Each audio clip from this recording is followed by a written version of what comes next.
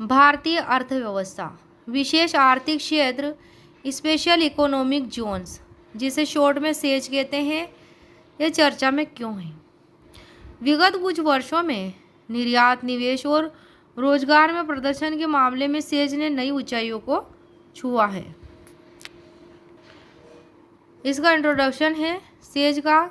इस सेज किसी देश के भीतर ऐसे क्षेत्र है जो प्राय शुल्क मुक्त होते हैं और यहाँ मुख्य रूप से निवेश को प्रोत्साहित करने तथा रोजगार पैदा करने के लिए अलग अलग व्यापार और वाणिज्यिक कानून होते हैं। इन क्षेत्रों को बेहतर ढंग से संचालित करने के लिए भी बनाए गए हैं और जिससे व्यापार करने में आसानी होती है। भारत एशिया में उन देशों में से एक था जिसने निर्यात संवर्धन में निर्यात प्रसंस्करण क्षेत्र की भूमिका को सबसे पहले स्वीकार किया और 1965 में एशिया का पहला निर्यात प्रसंस्करण क्षेत्र कांडला में स्थापित किया गया। कहाँ स्थापित किया गया? कांडला में। विशेष आर्थिक क्षेत्र ऐसे भौगोलिक क्षेत्र होते हैं जहां देश के अन्य क्षेत्रों की अपेक्षा आर्थिक कानून अधिक उदार होते हैं। विशेष आर्थिक क्षेत्र एक एकीकृत औद्योगिक क्षेत्र होता है जिसमें पूर्ण विकसित आधारिक संरचना मौजूद होती है। भारत में औद्योगिकरण की गति को तीव्र करने और विदेशी निवेश को प्रोत्साहित करने के उद्देश्य से अप्रैल 2000 में विशेष आर्थिक नीति की घोषणा की गई।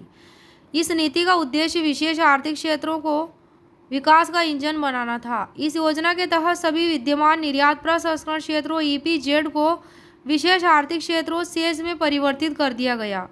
विशेष आर्थिक क्षेत्र नीति को प्रभावी बनाने के उद्देश्य से सरकार ने विशेष आर्थिक क्षेत्र अधिनियम 2005 पारित किया था और यह अधिनियम फरवरी 2006 से लागू किया गया।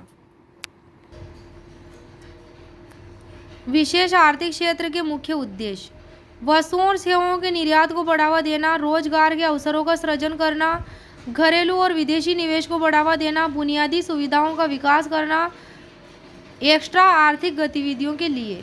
ये इसका उद्देश्य है सेज का। भारत में सेज 13 जनवरी 2023 तक देश में 270 सेज चालू हैं। कितने? 270।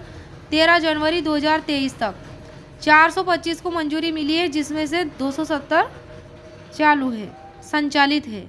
लगभग 64% सेज 5 राज्यों में स्थित है: तमिलनाडु, कर्नाटक, महाराष्ट्र, तेलंगाना और आंध्र प्रदेश।